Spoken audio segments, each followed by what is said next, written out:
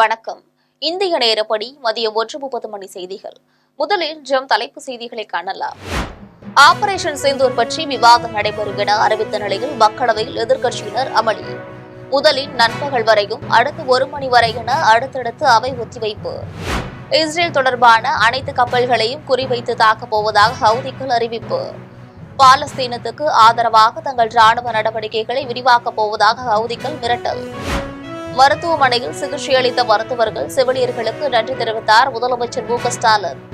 அக்கறையுடன் உடல்நலம் விசாரித்து நலம் பெற வாழ்த்திய அனைவருக்கும் நெஞ்சார்ந்த நன்றி.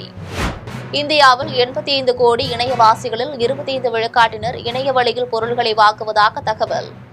இந்தியாவில் இணையவழி வணிகத்துக்கு ஏராளமான வாய்ப்புகள் இருப்பதாக மெக்கின்சி நிறுவனம் அறிவிப்பு. ஒகேனக்கல் காவிரி ஆற்றில் நீர்வரத்து நொடிக்கு 1,05,000 கனஅடியாக அதிகரிப்பு. அருவியிலும் ஆற்றிலும் பொதுமக்கள் குளிக்கவும் ஆற்றில் பரிசல்களை இயக்கவும் தடை. மணல் கொள்ளையை மட்டுமே மகத்தான கொள்கையாக திமுக கொண்டுள்ளதாக அன்புமணி குற்றச்சாட்டு. மாநில அரசின் செயல்பாட்டால் நாள்தோறும் 10 டிஎம்சி நீர் வீணாக கடலில் கலப்பதாக வேதனை. இனி விரிவான செய்திகளை காணலாம். மக்களவையில் இன்று ஆபரேஷன் சிந்தூர் பற்றி சிறப்பு விவாதம் நடைபெறும் என்று அறிவிக்கப்பட்ட நிலையில் எதிர்க்கட்சியினரின் அமளி காரணமாக அடுத்தடுத்து இருமுறை ஒத்திவைக்கப்பட்டது. பகல்காம் பயங்கரவாத தாக்குதல் தொடர்பாக நாடாளுமன்றத்தை கூட்டி விவாதம் நடத்த வேண்டும் என்று எதிர்க்கட்சிகள் தொடர்ந்து வலியுறுத்தி வந்தன. அதற்கு அரசு செவிசாய்க்கவில்லை. இந்நிலையில் நாடாளுமன்றத்தின் மழைக்கால கூட்டத்தொடர் நடைபெற்று வருகிறது. மக்களவையில் இன்று ஆபரேஷன் சிந்தூர் ராணுவ நடவடிக்கை பற்றி சிறப்பு விவாதம் நடைபெறும் என்று அறிவிக்கப்பட்டது. 11 மணிக்கு மக்களவை தொடங்கியதும் காங்கிரஸ், திமுக, திரிணாமுல் காங்கிரஸ் உள்ளிட்ட எதிர்க்கட்சியினர் கையில் அட்டைகளை ஏந்தியபடி அவையின் நடுப்பகுதிக்கு வந்து முழக்கமிட்டனர். அதை கண்டித்த அவைத் தலைவர்கள் நாட்டு மக்கள் முழுவதும் உறுப்பினர்களின் செயலை பார்த்துக் கொண்டிருப்பதாகவும் விவாதம் நடத்த வேண்டுமென்றால் அனைவரும் அவரவர் இருக்கைக்கு செல்ல வேண்டும் என்றும் கேட்டுக் கொண்டார். அதை செவிமடுக்காமல் எதிர்க்கட்சியினர் தொடர்ந்து முழக்கமிட்டதால் அவையை நண்பகல் வரை ஒத்திவைத்துள்ளார். நண்பகல் 12 மணிக்கு அவை மீண்டும் கூடிய பிறகும் எதிர்க்கட்சி உறுப்பினர்கள் தொடர்ந்து முழக்கமிட்டபடி அவையின் நடுப்பகுதிக்கு வந்தனர். இதனால் சினமடைந்த அவைத்தலைவர் ஓம் பிர்லா உறுப்பினர்கள் அவரவர் இருக்கைக்கு செல்ல வேண்டும் என கூறி எச்சரித்தார். ஆபரேஷன் சிந்தூர் பற்றி விவாதம் நடைபெற வேண்டுமா இல்லையா என்று வினவினார். எதிர்க்கட்சி உறுப்பினர்கள் தொடர்ந்து முழக்கமிட்டதால் அவையை பகல் 1 மணி வரை ஒத்திவைத்தார். இஸ்ரேல் தொடர்பான அனைத்து கப்பல்களையும் குறிவைத்து தாக்கப் போவதாக ஹவுதிகள் அறிவித்துள்ளதாக எருசலேம் போஸ்ட் நாளிதழ் செய்தி வெளியிட்டுள்ளது. எந்த நாட்டு கப்பல் எந்த நாட்டுக்கு செல்கிறது என்பதை கருத்தில் கொள்ளாமல் இஸ்ரேலுடன் வணிகம் செய்யும் எந்த ஒரு கப்பலையும் தங்கள் அமைப்பு குறிவைத்து தாக்கும் என்று ஏமனின் ஹவுதி கிளர்ச்சியாளர்கள் அறிவித்துள்ளனர். இந்த செய்தியை இஸ்ரேலிலிருந்து வெளியாகும் எருசலேம் போஸ்ட் நாளிதழ் வெளியிட்டுள்ளது. பாலஸ்தீனர்களுக்கு ஆதரவாக தங்கள் ராணுவ நடவடிக்கைகளை விரிவுபடுத்துவதாகவும் ஹவுதிகள் அறிவித்துள்ளனர். தங்கள் தாக்குதலில் இருந்து தப்ப வேண்டுமென்றால் கப்பல்கள் இஸ்ரேலிய துறைமுகங்களுக்கு செல்வதையோ அங்கிருந்து வருவதையோ தவிர்க்க வேண்டும் என்றும் ஹவுதிகள் தெரிவித்துள்ளனர். காசாவில் பதற்றத்தை தணிக்க வேண்டும் என்று விரும்புவோர் அங்கு தாக்குதல்கள் நடத்துவதாகவும் முற்றுகையையும் இஸ்ரேல் நிறுத்திக் கொள்ள வேண்டும் என்று விரும்புவதாக ஹவுதிகள் அறிவித்துள்ளனர். அப்பல்லோ மருத்துவமனையிலிருந்து நலம் பெற்று வீடு திரும்பிய முதலமைச்சர் மு.க.ஸ்டாலின் தனக்கு சிகிச்சை அளித்த மருத்துவர்கள், செவிலியர்கள் அனைவருக்கும் நன்றி தெரிவித்துள்ளார். எக்ஸ் தள பக்கத்தில் அவர் வெளியிட்டுள்ள அறிக்கையில் தான் மருத்துவமனையில் அனுமதிக்கப்பட்டிருந்த போது அக்கறையுடன் விசாரித்து நலம் பெற வாழ்த்திய அனைத்து அரசியல் இயக்க தலைவர்கள், மக்கள் பிரதிநிதிகள், நீதியரசர்கள், அரசு அதிகாரிகள், திரைக்கலைஞர்கள் அனைவருக்கும் நெஞ்சார்ந்த நன்றி என்று குறிப்பிட்டுள்ளார். மருத்துவமனையில் சிறப்பான சிகிச்சை அளித்து விரைந்து நலம் பெற உறுதுணையாயிருந்த மருத்துவர்கள், செவிலியர்கள் உள்ளிட்ட அனைவருக்கும் நன்றி என குறிப்பிட்டுள்ளார். இந்தியாவில் 85 கோடி இணைய பயனாளர்களில் 25 விழுக்காட்டினர் மட்டுமே இணைய வழியில் பொருட்களை வாங்குவதாகவும் இணையவழி வணிகத்துக்கு ஏராளமான வாய்ப்புகள் இருப்பதாகவும் மெக்கின்சி நிறுவனம் தெரிவித்துள்ளது. வேளாண்மை ஆலோசனை நிறுவனமான மெக்கின்சி இந்தியாவில் இணையவழி வணிகம் பற்றி ஓர் ஆய்வை நடத்தியுள்ளது. அதில் கடந்த சில ஆண்டுகளாக இந்தியாவில் இணையவழி வணிகம் அதிகரித்துள்ளதாக குறிப்பிட்டுள்ளது. 2023ஆம் ஆண்டு இந்தியாவில் மொத்த சில்லறை வணிகத்தில் இணையவழியில் 9 விழுக்காடு மட்டுமே நடைபெற்றதாக அந்த அறிக்கையில் குறிப்பிட்டுள்ளது. இணையவழி வணிகம் தொடர்ந்து அதிகரித்து வருவதால் 2030ஆம் ஆண்டு இது 17 விழுக்காடாக அதிகரிக்கும் என்றும் தெரிவித்துள்ளது. ஒகேனக்கல் காவிரி ஆற்றில் நீர்வரத்து நொடிக்கு 1,05,000 கனஅடியாக அதிகரித்துள்ளதால் அருவியிலும் ஆற்றிலும் பொதுமக்கள் குளிக்கவும் ஆற்றில் பரிசல்களை இயக்கவும் தடை விதிக்கப்பட்டுள்ளது. கேரள கர்நாடக மாநிலங்களில் காவிரி நீர்பிடிப்பு பகுதியில் தொடர்ந்து கனமழை பெய்து வருகிறது. இதன் காரணமாக கர்நாடக அணைகளுக்கு நீர்வரத்து அதிகரித்துள்ளது. இதனால் கர்நாடகத்தின் கபினி, கிருஷ்ணராஜசாகர் அணைகளிலிருந்து தமிழகத்திற்கு அதிகப்படியான உபரி நீர் திறந்துவிடப்பட்டு வருகிறது. இரு அணைகளிலிருந்தும் 1.25 லட்சம் கன அடிக்கு மேல் உபரி நீர் திறந்துவிடப்பட்டுள்ளது. இதனால் காவிரியில் தமிழக எல்லையான பிலிகுண்டில் நீர்வரத்து அதிகரித்துள்ளது. ஒகேனக்கல் காவிரி ஆற்றில் நீர்வரத்து மேலும் படிப்படியாக அதிகரித்து வருகிறது. ஒகேனக்கல் காவிரி ஆற்றில் நேற்று மாலை 98,000 கன அடியாக இருந்த நீர்வரத்து இன்று காலை 1,05,000 கன அடியாக அதிகரித்துள்ளது. 1,00,000 கன அடிக்கும் மேல் நீர் வருவதால் பாதுகாப்பு கருதி ஒகேனக்கல் அருவியிலும் காவிரி ஆற்றிலும் பொதுமக்களும் சுற்றுலா பயணிகளும் குளிக்க தடை விதிக்கப்பட்டுள்ளது. காவிரி ஆற்றில் பரிசல்களை இயக்கவும் 2வது நாளாக தடை நீடிக்கிறது. கர்நாடகத்திலிருந்து நீர் வருவதை தமிழக எல்லையான பிலிகுண்டு பகுதியில் மத்திய நீர்வளத்துறை அதிகாரிகள் தொடர்ந்து கண்காணித்து வருகின்றனர். மணல் கொள்ளையை மட்டுமே மகத்தான கொள்கையாக கொண்ட திமுக அரசின் செயல்பாட்டால் நாள்தோறும் 10 TMC நீர் வீணாக கடலில் கலப்பதாக பாமக தலைவர் அன்புமணி தெரிவித்துள்ளார். அவர் வெளியிட்டுள்ள அறிக்கையில் மேட்டூர் அணையிலிருந்து காவிரியில் திறந்துவிடப்படும் தண்ணீரின் அளவு இன்று காலை முதல் நொடிக்கு 1.25 லட்சம் கன அடிக்கும் கூடுதலாக அதிகரிக்கப்பட்டுள்ளதாக குறிப்பிட்டுள்ளார். மேட்டூர் அணையிலிருந்து கடந்த சில நாட்களாகவே அதிக அளவில் தண்ணீர் திறந்துவிடப்படுவதால் குறுவை பயிர்களுக்கு போதிய அளவு தண்ணீர் கிடைத்துள்ளதாக குறிப்பிட்டுள்ளார். நீர்நிலைகளும் நிரம்பியிருப்பதால் பாசனத்திற்கான தண்ணீரின் தேவை குறைந்துவிட்ட நிலையில் அணையிலிருந்து நாள்தோறும் திறந்துவிடப்படுவதில் 10 TMC நீர் யாருக்கும் பயன்படாமல் வீணாக கடலில் கலப்பதாக குறிப்பிட்டுள்ளார். காவிரி, கொள்ளிடம் ஆறுகளில் தடுப்பணைகளை கட்டுவதன் வாயிலாகவும் ஏரிகள் மற்றும் குளங்களுக்கு இடையே இணைப்பை ஏற்படுத்துவதன் வாயிலாகவும் ஒரே நேரத்தில் 30 TMC வரை தண்ணீரை சேமித்து வைக்க முடியும் என்று குறிப்பிட்டுள்ளார். பாசன கட்டமைப்புகளை மேம்படுத்துவதில் அக்கறை இல்லாத தமிழக அரசு அதற்கான நடவடிக்கைகளை மேற்கொள்ள மறுப்பதாக குறிப்பிட்டுள்ளார். எங்கெல்லாம் தடுப்பணைகளை கட்ட வேண்டுமோ அங்கெல்லாம் மணல் கொள்ளையில் ஈடுபட்டு வருவதாக குற்றம் சாட்டியுள்ளார். காவிரி நீர் வீணாக கடலில் கலப்பதும் மணல் குவாரிகளால் நிலத்தடி நீர் பாதிக்கப்படுவதும் மணல் கொள்ளையை மட்டுமே மகத்தான கொள்கையாக கொண்ட திமுக அரசின் பரிசு என்று அன்புமணி குறிப்பிட்டுள்ளார். சிராவண மாதத்தின் 3வது திங்கட்கிழமையான இன்று வட மாநிலங்களில் உள்ள கோவில்களில் ஏராளமானோர் வழிபட்டு சென்றனர். மத்திய பிரதேசம், பீகார், உத்தரப்பிரதேசம், ஹரியானா ஆகிய மாநிலங்களில் சிராவண மாதத்தின் 3ஆம் திங்கட்கிழமையான இன்று கோவில்களில் சிறப்பு வழிபாடு நடைபெற்றது. இதையொட்டி வாரணாசி, காசி விஸ்வநாதர் கோவிலில் ஆயிரக்கணக்கானோர் வரிசையில் நின்று வழிபாடு செய்தனர். வாரணாசி நகரில் விஸ்வநாதர் கோவிலுக்கு செல்லும் பக்தர்களை ட்ரோனிலிருந்து படம் பிடித்த காட்சி வெளியாகியுள்ளது. உத்தரகண்ட் மாநிலம் ஹரித்வாரில் உள்ள தக்கேஸ்வரர் மகாதேவர் கோவிலிலும் சிறப்பு வழிபாடு நடைபெற்றது. ஏராளமானோர் வரிசையில் நின்று சிவலிங்கத்துக்கு பூஜை செய்தனர். இதேபோல் ராஜஸ்தான் தலைநகர் ஜெய்ப்பூரில் உள்ள தத்கேஸ்வரர் கோவிலிலும் சிராவணம் 3ஆம் திங்கட்கிழமையில் சிறப்பு வழிபாடு நடைபெற்றது. ஜார்க்கண்ட் தியோகரில் உள்ள வைத்தியநாதர் ஆலயத்திலும் சிறப்பு வழிபாடு நடைபெற்றது. மத்திய பிரதேசத்தின் உச்சியினில் உள்ள மகா காளேஸ்வரர் கோவிலில் சிவலிங்கத்துக்கு பல வகையான பொருள்களால் அபிஷேகம் செய்து வழிபாடு நடத்தினர். ஆடிப்பூரத்தையொட்டி திருவில்லிபுத்தூர் ஆண்டாள் அரங்கமன்னார் கோவிலில் நடைபெற்ற தேரோட்டத்தில் ஏராளமான பக்தர்கள் கலந்து கொண்டு வடம் பிடித்து தேரிழுத்தனர். விருதுநகர் மாவட்டம் திருவில்லிபுத்தூர் ஆண்டாள் அரங்கமன்னார் கோவில் திருவிழா கடந்த சில நாட்களாக நடைபெற்று வந்தது. முக்கியமான நிகழ்வான தேரோட்டத்தையொட்டி பட்டு துணிகளாலும் மலர் மாலைகளாலும் அலங்கரிக்கப்பட்ட தேரில் ஆண்டாள் அரங்கமன்னார் ஆகியோர் எழுந்தருளினர். கோவிலின் நாற்புறம் உள்ள வீதிகளிலும் தேரோட்டம் நடைபெற்றது. ஏராளமான பக்தர்கள் கலந்து கொண்டு வடம் பிடித்து தேரிழுத்தனர்.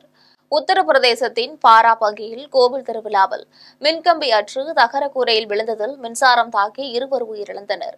பலர் மின் அதிர்ச்சியால் தாக்கப்பட்டனர். சிராவண மாதத்தின் 3ஆம் திங்கட்கிழமையொட்டி வட மாநிலங்களில் கோவில்களில் சிறப்பு வழிபாடு நடைபெற்றது. உத்தரப்பிரதேசத்தின் பாராபங்கி ஆசனேஸ்வரர் கோவிலில் நள்ளிரவே ஏராளமான பக்தர்கள் குவிந்தனர். இரவு 2 மணியளவில் மின்கம்பி அற்று தகர கூரையில் விழுந்ததில் பக்தர்கள் 2 உயிரிழந்தனர்.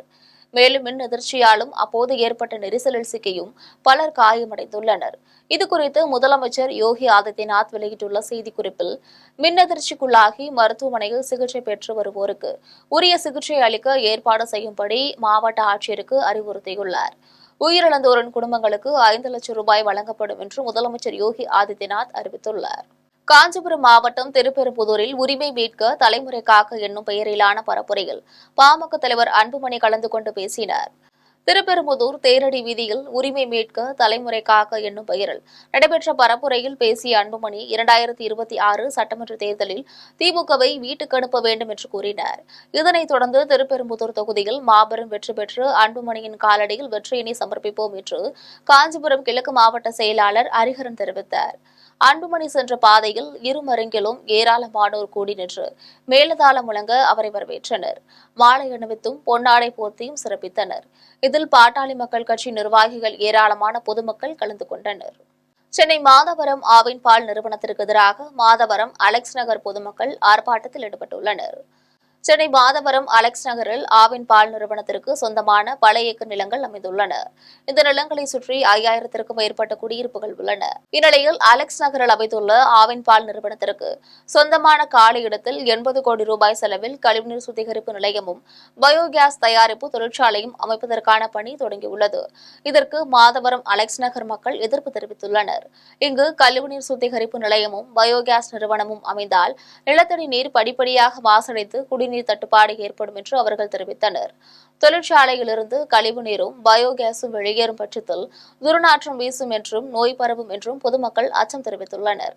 பொதுமக்களை பாதிக்கும் எந்தவொரு நிறுவனத்தையும் இப்பகுதியில் அமைக்கக்கூடாது என்று வலியுறுத்தி அப்பகுதி மக்கள் ஆர்ப்பாட்டத்தில் ஈடுபட்டனர். மீறி இப்பகுதியில் ஆலை அமைத்தால் போராட்டத்தில் ஈடுபடுவோம் என்றும் அப்பகுதி மக்கள் தெரிவித்தனர். காட்டுமன்னார் கோவில் உடையார்குடி மாரியம்மன் கோவிலில் பூப்பல்லக்கு வீதி உலாவில் ஏராளமான பக்தர்கள் கலந்து கொண்டு சாமி தரிசனம் செய்துள்ளனர். கடலூர் மாவட்டம் உடையார்குடி மாரியம்மன் கோவிலில் இந்த ஆண்டுக்கான தீமிதி திருவிழா காப்பு கட்டுதலுடன் தொடங்கியுள்ளது. இதனைத் தொடர்ந்து நாள்தோறும் மாரியம்மனுக்கு சிறப்பு அபிஷேக அலங்கார ஆராதனைகள் நடைபெற்றன. பூப்பல்லக்கு வீதி உலாவை முன்னிட்டு வண்ண விளக்குகளாலும் பூக்களாலும் அலங்கரிக்கப்பட்ட பல்லக்கில் மாரியம்மன் எழுந்தருளி பக்தர்களுக்கு காட்சியளித்தார்.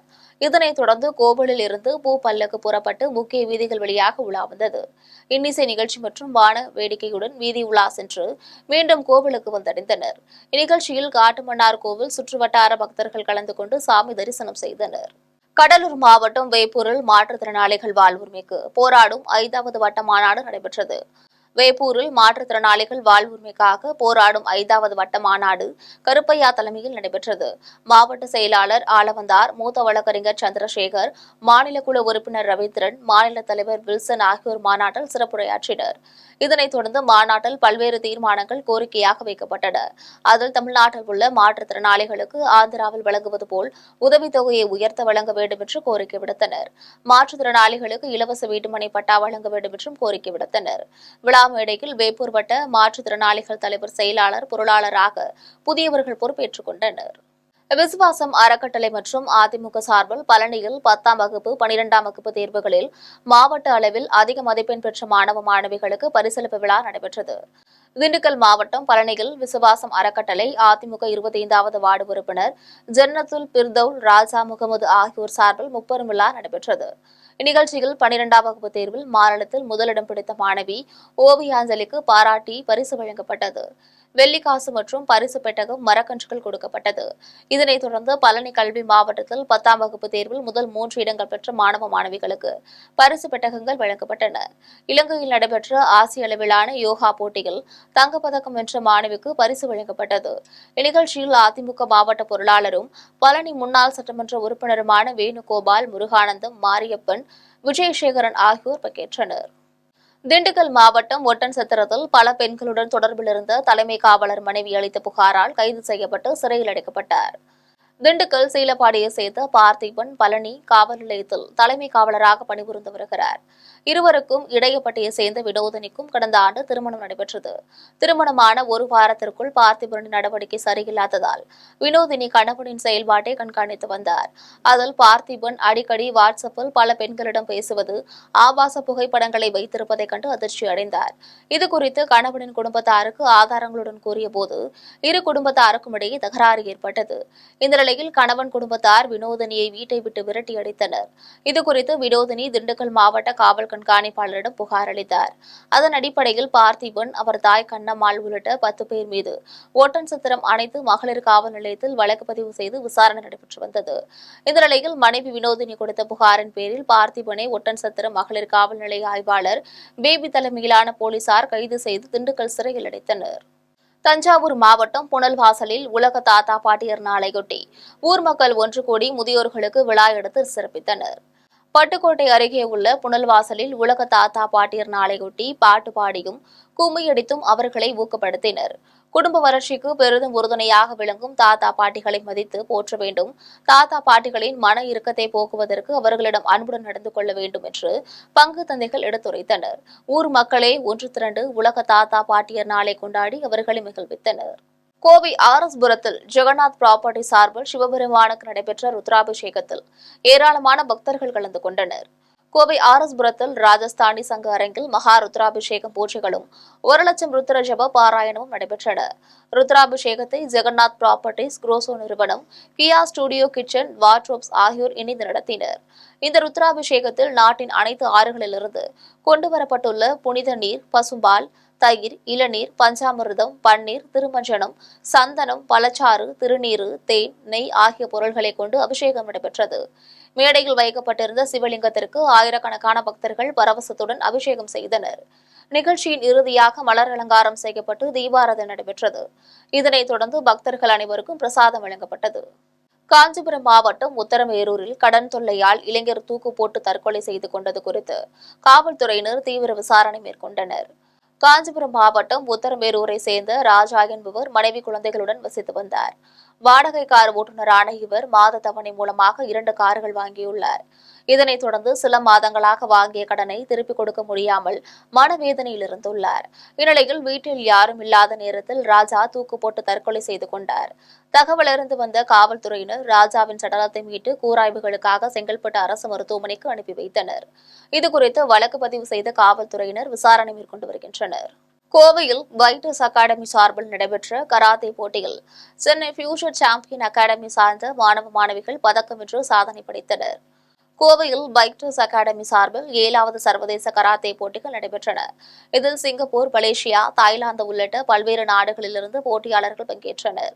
இந்த போட்டி future champions karate academy karate master Rangaraj தலைமையில் நடைபெற்றது. இதில் வெற்றி பெற்ற மாணவ மாணவிகளுக்கு வைட்டஸ் அகாடமி சார்பில் கோப்பைகளும் சான்றிதழும் வழங்கி சிறப்பித்தனர். பின்னர் செய்தியாளர்களை சந்தித்த கராத்தே மாஸ்டர் ரங்கராஜ் போட்டிகள் குறித்து பேசினார். கோயம்புத்தூரில் நடைபெற்ற சர்வதேச போட்டியில் தங்கள் மாணவர்கள் முதல் 2 பரிசுகளை வென்று சாதனை படைத்ததாக கூறினார். மீண்டும் தலைப்புச் செய்திகள். ஆபரேஷன் சிந்தூர் பற்றி விவாதம் நடைபெறும் என அறிவித்த நிலையில் மக்களவையில் எதிர்க்கட்சியினர் அமளி. முதலில் நண்பகல் வரையும் அடுத்து 1 மணி வரை என அடுத்தடுத்து அவை ஒத்திவைப்பு. இஸ்ரேல் தொடர்பான அனைத்து கப்பல்களையும் குறிவைத்து தாக்கப் போவதாக ஹவுதிகள் அறிவிப்பு. பாலஸ்தீனத்துக்கு ஆதரவாக தங்கள் ராணுவ நடவடிக்கைகளை விரிவாக்கப் போவதாக ஹவுதிகள் மிரட்டல். மருத்துவமனையில் சிகிச்சை அளித்த மருத்துவர்கள், செவிலியர்களுக்கு நன்றி தெரிவித்தார் முதலமைச்சர் மு.க. ஸ்டாலின். அக்கறையுடன் உடல்நலம் விசாரித்து நலம் பெற வாழ்த்திய அனைவருக்கும் நெஞ்சார்ந்த நன்றி. இந்தியாவில் 85 கோடி இணையவாசிகளில் 25 விழுக்காட்டினர் இணைய வழியில் பொருள்களை வாங்குவதாக தகவல். இந்தியாவில் இணையவழி வணிகத்துக்கு ஏராளமான வாய்ப்புகள் இருப்பதாக மெக்கின்சி நிறுவனம் அறிவிப்பு. ஒகேனக்கல் காவிரி ஆற்றில் நீர்வரத்து நொடிக்கு 1,05,000 கனஅடியாக அதிகரிப்பு. அருவியிலும் ஆற்றிலும் பொதுமக்கள் குளிக்கவும் ஆற்றில் பரிசல்களை இயக்கவும் தடை. மணல் கொள்ளையை மட்டுமே மகத்தான கொள்கையாக திமுக கொண்டுள்ளதாக அன்புமணி குற்றச்சாட்டு. மாநில அரசின் செயல்பாட்டால் நாள்தோறும் 10 டிஎம்சி நீர் வீணாக கடலில் கலப்பதாக வேதனை. இத்துடன் செய்திகள் நிறைவடைகின்றன. மீண்டும் செய்திகள் மாலை 6 மணிக்கு. உடனுக்குடன் செய்திகளை காண live.tv என்ற இணையதளத்தில் இணைந்திருங்கள். நன்றி, வணக்கம்.